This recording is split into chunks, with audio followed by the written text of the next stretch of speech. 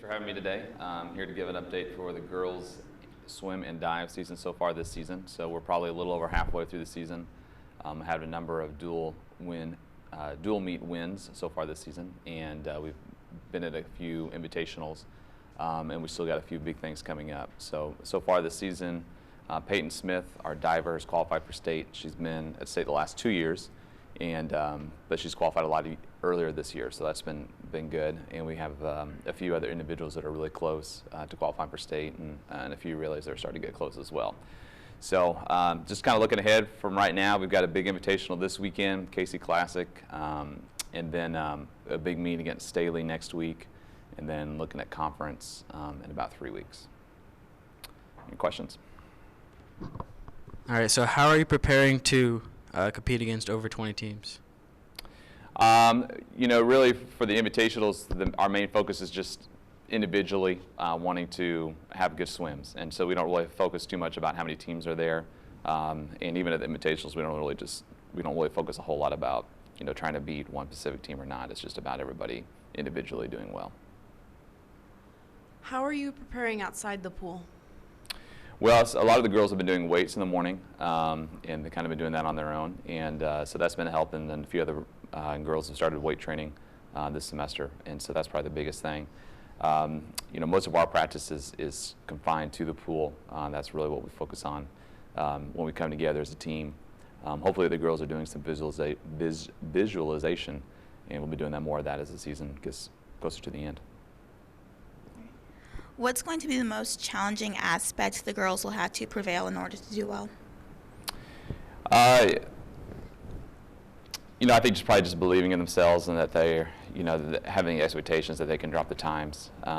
You know, it becomes a mental thing, I think. Right now they've done a really good job working hard throughout the season, and they've persevered in doing that. And so just, you know, being mentally prepared as the season comes to an end, and doing well there. How does the relationship between the girls affect their performance? Well, we try to build a team atmosphere. You know, I think the more that the closer they are, then the better that they can support each other and want to swim well for each other. When we're at the dual meets, especially, it's much more of a team aspect in terms of if we can get a win, because so many people have to score and do well. Conference championships like that as well. Really, the whole team has to come together, and so, you know, the closer they are, I think the more that they want to help each other out. Who have been some of your top competitors this season? Okay. Well, I mentioned Peyton earlier. She's qualified for state. So Sarah's done real well in the breaststroke, because she's gotten close so far. This past meet, she's real close to state.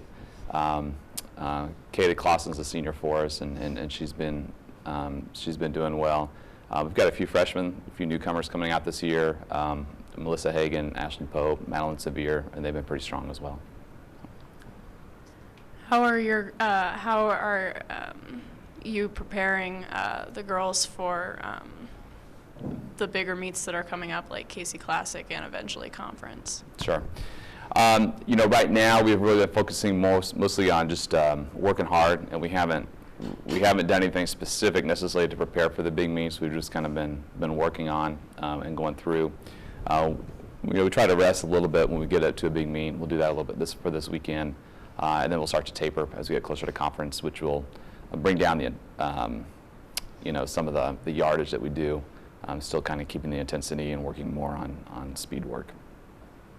What do you want to see for the rest of the season that's different from the first half of the season? Well, you know, I don't feel like we've had any problems really the first season that I'm trying to solve, or that I want to see a whole lot different. There's kind of just a process to the season where, you know, the times kind of start to come down at the end of the season. So I want to hopefully continue to do that. I think we started that this past weekend, and I want to continue that as the season comes down to a close. For all the winter sports at the school, they face challenges of snow days, Christmas break right there in the middle of their season stuff. Mm-hmm.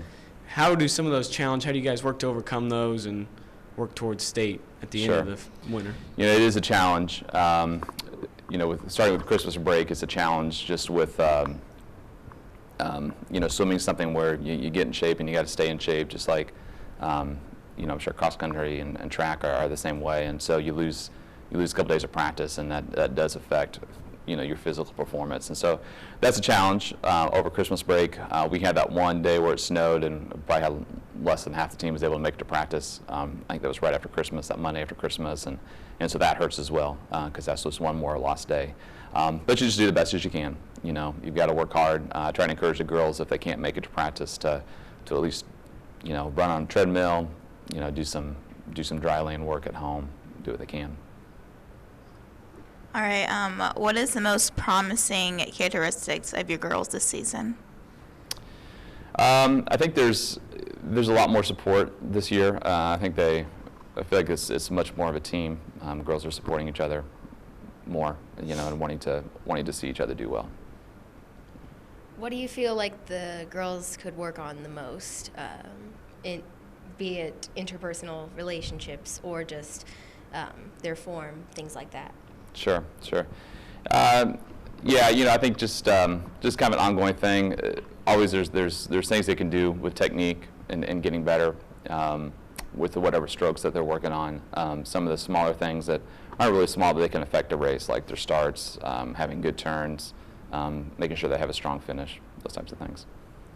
How has leadership from the seniors helped this season?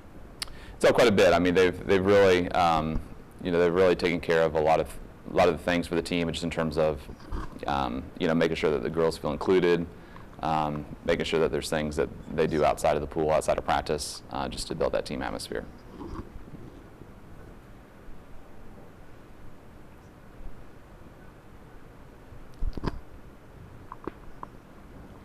How do the girls warm up or practice the day of a competition? We have what's just a standard meet warm-up. We get in, get loose, and then start to, after they get a chance to get in and get loose and do some drills, and they start to do some things to get their heart rate up. So. Do you believe the girls are emotionally prepared for such a big competition? Yeah, I think so. I do. It's nerve-wracking, but they've done a good job of stepping up and just facing down any fears or insecurities they have, and been doing well. So. Okay, well, thank you guys for having me this morning. We'll talk to you later. Thank you. Sure, okay.